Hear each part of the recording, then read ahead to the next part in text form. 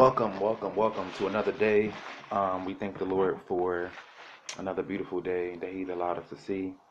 We thank you for His continuous grace and mercy um, and the blessings that He bestows upon us. Welcome to the Master of the Craft YouTube channel for another topic. This topic is more so of you guys getting to know me a little bit better because a lot of people think they know me, they know my story, think they know all about me, and honestly, quite frankly, they don't. If you have not subscribed to this channel, please do so. I gladly appreciate it. Uploading a lot of content, and I'm about to be transforming the channel soon. I'm actually working on some things and dropping some things, but that'll be for another video. I'll tell you guys what's going on with that. If you like this video, please leave a like at the bottom, and I gladly appreciate it. The topic today is who is Justin, and where did the title Master of the Craft come from? Because a lot of people, when they see things on social media, they automatically assume that it's self-titled, or this is a title that you gave yourself. Um, when in all actuality, um, these titles were given to you from people, people that you have inspired, people that you bless, people that actually see what you're trying to do, see what you're trying to present, um, not just to God, but just to God's people. First of all, we'll start with who am I? My name is Justin Williams, Justin Marquise Williams. I am 28 years old. I'll be 29 in March when March comes back around next year. I am the second oldest of five on my mom's side. On my dad's side, I am the youngest of three. I have a brother and sister on my dad's side.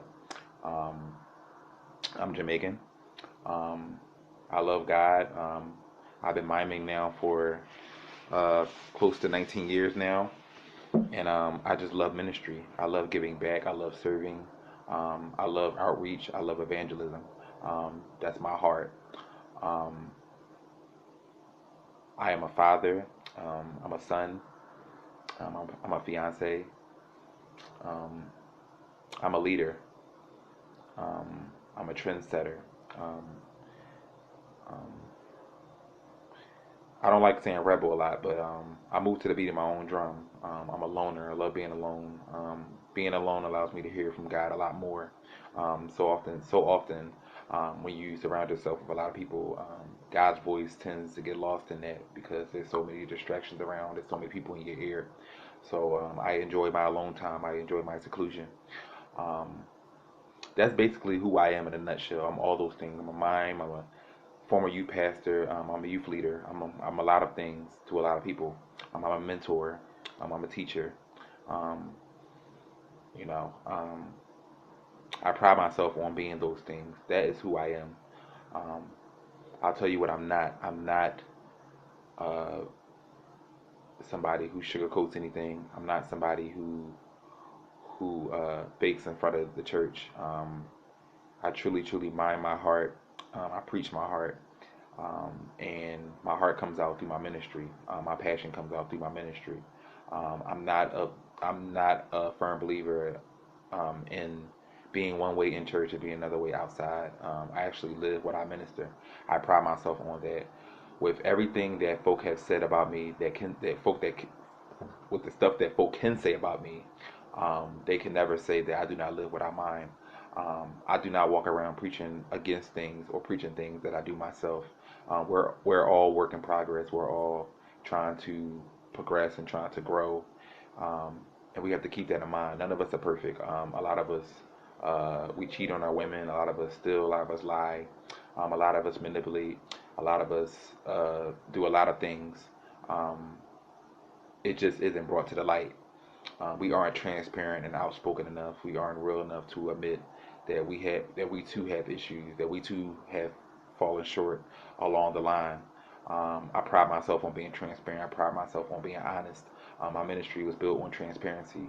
Um, a lot of folk have come to me and said, you know, what you said, like you coming out and even saying that has blessed me. It has given me the courage and the strength to even come out myself. And that's who I do it for. My ministry is not for everybody. I know you guys hear me say that a lot, but my ministry is not for everybody. I cater more to the crowd that does not have a voice, that wants to say something but can't say it, that is scared to really say how they feel because they're afraid of how people are going to view them or afraid of how people are going to judge them and look at them. That's my audience. Those are the people who I speak for. At the end of the day, I've dealt with depression. I've dealt with suicidal thoughts. I've dealt with pretty much everything. People bashing my name, people dragging my name through the mud, trying to assassinate my character and assassinate my ministry. I've been through pretty much everything. So I am the voice of the voiceless. That is who I am.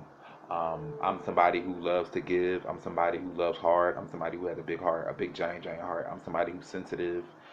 I'm sensitive to others' feelings, and I'm sensitive, period, personally.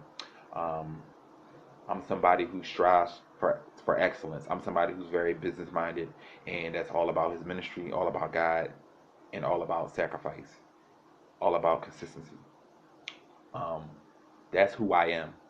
Um, we can't continue to let Facebook paint a picture of somebody. We have to meet people and we have to judge them based off the conversation we've had with them in person. Meeting them in person, meeting somebody in person is a blessing because you get to see things that you won't see on Facebook. Anybody can take a post and say, "Well, I don't like this post. I don't like this person. This person is a nasty person or a mean person." But you meet them in person, it's normally the opposite. Um, Never judge a book by its cover. Make sure that you read it through. Um, so yeah, I pride myself on being who I am and loving who I am, no matter what anybody says. So yeah. Um, Now, master the craft. Um, I've mimed at a lot of churches, and it's a blessing that God has allowed people to see. Jesus, this one is crazy.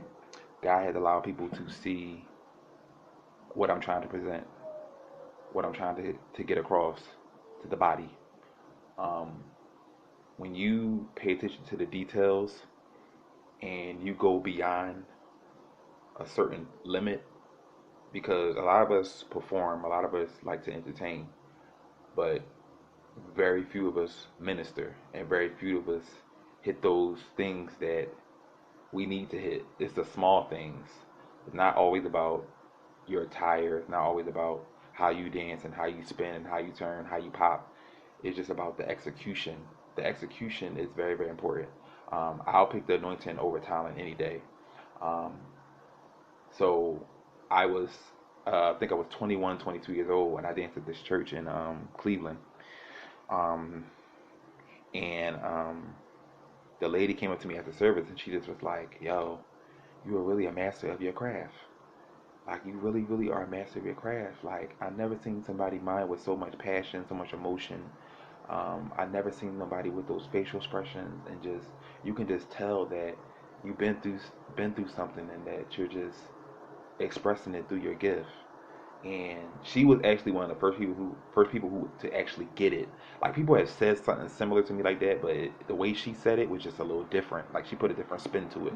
So she was like, "You were truly a master of your craft." And wow, I thank God for your ministry. You really blessed me. I was in tears. All that stuff, like and stuff that really blesses me because it lets me know that I'm on the right path. So she said it, and then I went to another event actually that same year, later in that year, and I was it was in Philly, and another lady said the same thing. And after that, it just people just kept saying it, so it just stuck. It just stuck like this to brand myself, master of the craft. Like it didn't come from me. Now, Illest Mom Alive and Philly's Best, all that stuff is stuff that I've attached to myself because that's how I feel with my personal confidence and my personal where I feel as though I land personally. Um, that's just a self confident thing because I wasn't always the most confident child when I was growing up. I dealt with low self esteem. I dealt with a lot of stuff. But the master of the craft thing stuck because people just kept continuously saying it and saying. They still say it to this day. Like people that don't even know my branding, they just be like, "Oh, you are truly a master of your craft," and it just stuck. Like so, I want you guys to know it's not something that I attach to myself. A lot of things that I have that I myself, were given to me, were names that were given to me. Um, and it's just a blessing, and I thank God just for how my ministry has touched people. I thank God for all the places that he's allowed me to go to, people that he's allowed me to minister to, um, and status He's allowed me to be on. So I'm very, very thankful for that. But the master of the craft thing came from that, you guys. It came from the saints, and the saints just saying, yo, you are truly a master of your craft. So in all things, please, it's important to ask questions. It's important to get to know people, because you never know somebody, which, like, the very person that you may have an issue with may have something in common with you that may help you, and vice versa.